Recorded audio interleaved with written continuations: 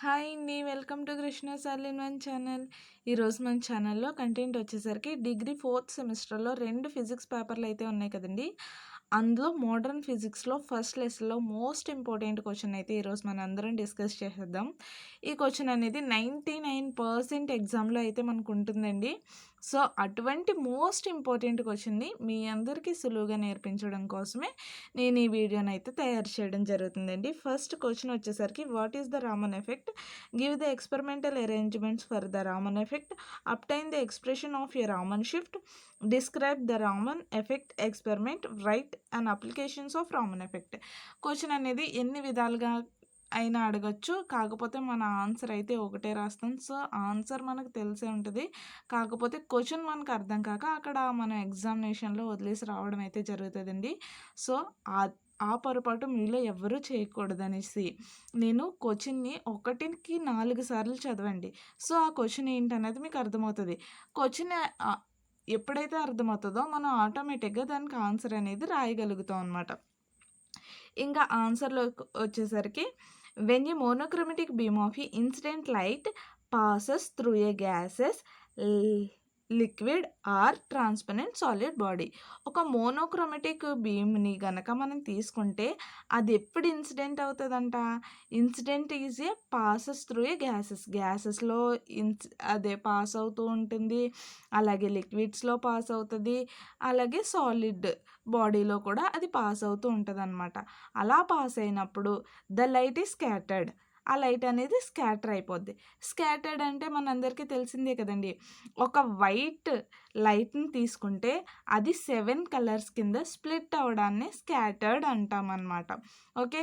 In the 1928 CV Raman observed, 1928లో CV Raman అనే వ్యక్తి అబ్జర్వ్ చేశాడనమాట.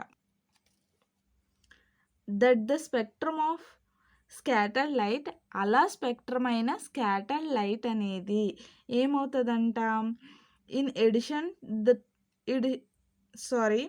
In addition to the frequency of incident light consist of a frequencies greater and smaller that of incident beam frequency is known as Raman effect.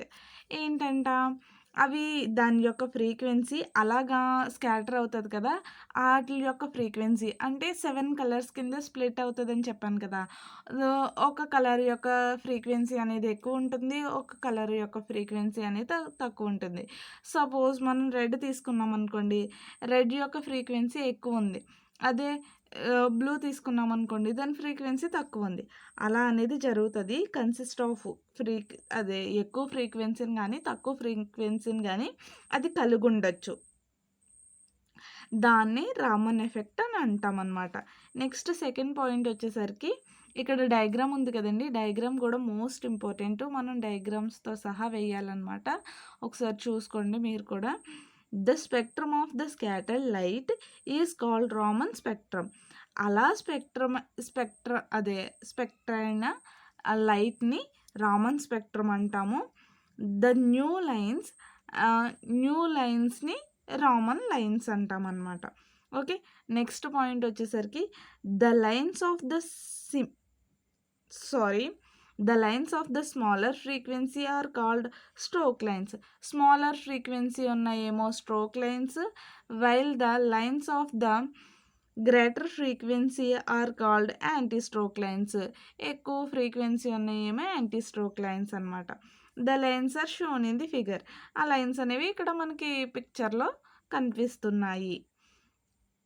The displacement of the lines యొక్క displacement అనేది are dependent of the frequency of the incident light యొక్క frequency మీద దాని యొక్క displacement అనేది ఆధారపడి ఉంటుంది. కానీ but are functions of a scattered substances, అవి స్కాటర్డ్ సబ్స్టెన్స్ కాదు. So Raman displacement are Raman displacements are characteristics of a scattered substances. Raman displacement అనేది characteristics of a scattering substances. Scattering substance యొక్క క్యారెక్టరిస్టిక్స్ అన్నమాట. Next experimental arrangements for the Raman spectrum.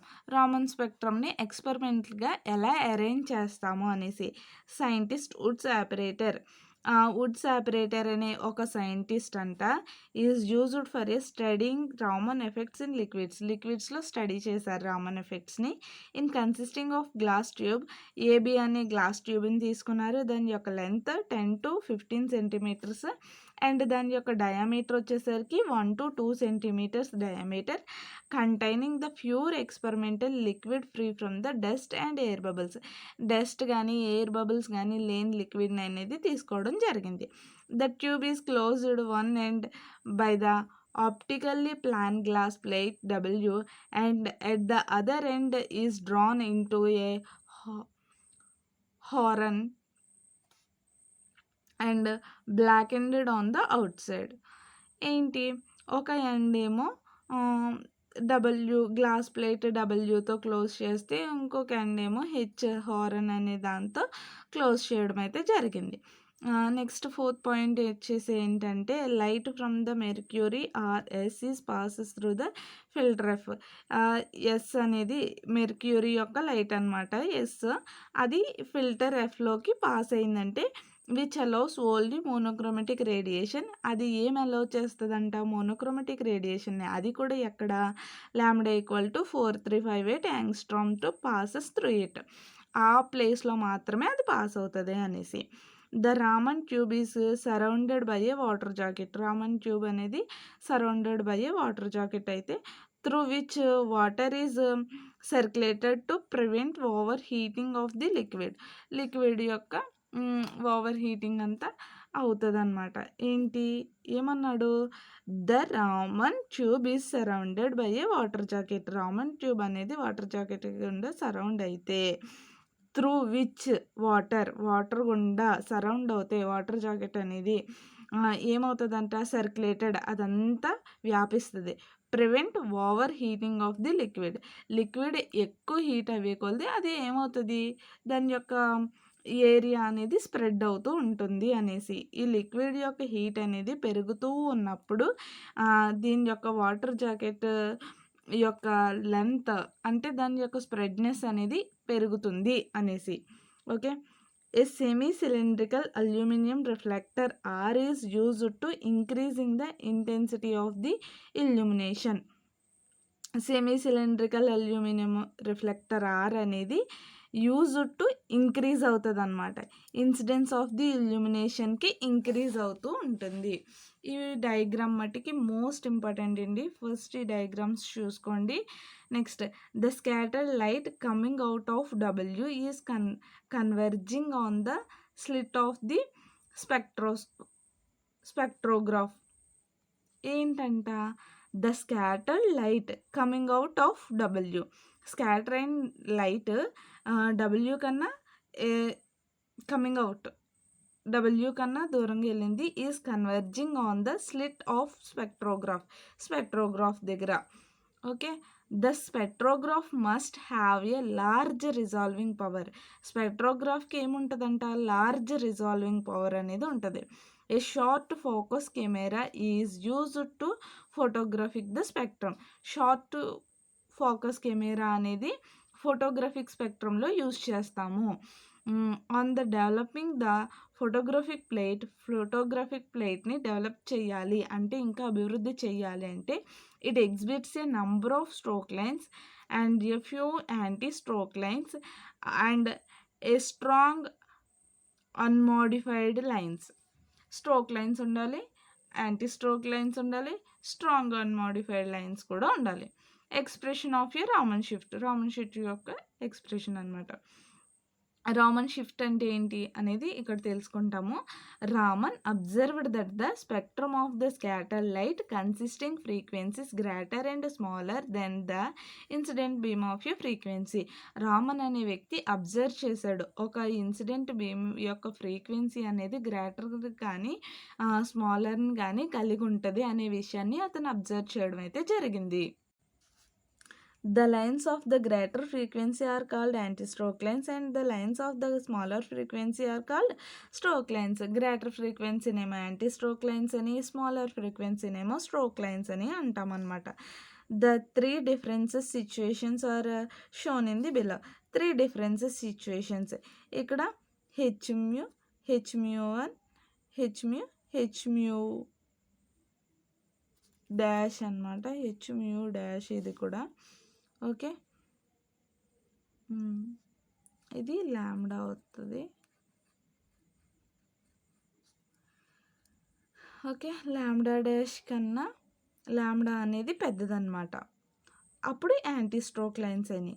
Lambda dash lambda రెండే equal అయితే రే light అయింది. Lambda dash అనేది పెద్దదైతే lambda కన్నా stroke lines అయినాయి. ఓకే, ఇక్కడ మనం ఇది ఎలా గుర్తుపెట్టుకోవచ్చు అంటే ఇదేమో ఈక్వల్, ఇదేమో గ్రేటర్ దెన్, ఇదేమో లెస్ దెన్ అని కూడా మనం ఈజీగా గుర్తుపెట్టుకోవచ్చు అనమాట. ఇది గ్రేటర్ దెన్ అవుతుంది, ఇది లెస్ దెన్ అవుతుంది. Okay, the differences of the frequencies between the actual frequency of the incident light and the frequency of the either strokes or anti-stroke lines called Raman shift. Differences of the frequencies యొక్క differences దేనికి మధ్య actual frequency of a incident light యొక్క actual ఫ్రీక్వెన్సీకి ఆ తర్వాత frequency of a either stroke lines or anti stroke లైన్స్కి actual frequency of the లైన్కి అదే stroke lines anti stroke lines యొక్క ఫ్రీక్వెన్సీస్ యొక్క డిఫరెన్సెస్ని రామన్ షిఫ్ట్ అంటారనమాట. The wave number displacement is Raman effect is given by delta V equal to V0 minus Vs for stroke lines ki delta V equal to VA dot S minus V0 for anti-stroke lines. దీన్ని ఎలా denote చేస్తామంట? V0 equal to 1 by lambda naught కింద, VS equal to 1 by lambda S కింద, V of A minus S అంటే A dot S అంటే 1 by lambda A dot S కింద denote చేస్తాము. Delta V అంటే 1 by lambda naught minus 1 by lambda S. ఇది ఎలా వచ్చింది అంటే డెల్టా V అంటే ఇక్కడ ఏం చెప్పుకున్నాం? V0 మైనస్ VS అని చెప్పుకున్నాం కదా. V0 అంటే ఏం తెలుసు? 1 బై లాంబ్డా నాట్ అనేసి 1 బై లాంబ్డా S అనేసి VS అంటే మనకు తెలుసు కదా. సో దీన్ని ఈక్వేషన్ 1 అనుకున్నాము. ఈక్వేషన్ 2 వచ్చేసరికి delta V equal to 1 by lambda A dot S minus 1 by lambda naught, ఇది ఈక్వేషన్ 2. అప్పుడు equation 1 and 2 are expansions of Raman షిఫ్ట్ని ఎక్స్ప్రెస్ చేస్తాయి అనేసి. Characteristics of a Raman lines యొక్క characteristics. The stroke lines are always more incidents than anti stroke lines. Anti stroke lines కన్నా stroke lines అనేవి more incident కింద ఉంటాయి. The Raman lines are symmetrical displacement about the parent line కన్నా symmetrical displacement కింద ఉంటుంది అనమాట. Okay, the frequency differences between the modified and parent the represents the frequency of the corresponding of the infrared absorption line అనమాట. Okay, next applications of a Raman effect యొక్క applications ఏంటంటే to study the molecular structure of a crystal and components అలాగే crystal యొక్క molecular స్ట్రక్చర్ని study చేస్తుంది. To study the combination plastics mixtures etc. to decide about single, double or triple bonds. To study the spin and satisfying of nucleus. To study the binding forces between the atoms or groups of atoms in the crystal. Okay, ఇదండి ఈ video. అయితే మీకు Raman effect అనేది చాలా అంటే చాలా important question అయితే నేను చెప్పడం అయితే జరిగింది. నేనే కాదండి, మ్యాక్సిమం ఏ టీచర్నైనా సరే అడిగిన ఏమని చెప్తారు, రామన్ ఎఫెక్ట్ అనేది చాలా ఇంపార్టెంట్ అనే చెప్తారు. సో, ఇంత ఇంపార్టెంట్‌గొచ్చింది. నేను మీ అందరితోని డిస్కస్ చేయడం అయితే జరిగింది. ఒకవేళ ఈ వీడియో చూసిన తర్వాత కూడా మీకేవైనా అర్థం కాకపోతే నన్ను కింద కామెంట్ సెక్షన్‌లో అడిగితే నేను ఆ డౌట్స్‌ని కూడా క్లారిఫై అయితే చేయగలుగుతానండి. సారీ, క్లారిఫై అయితే చేయగలుగుతాను. ఓకేనండి. Thank you for watching.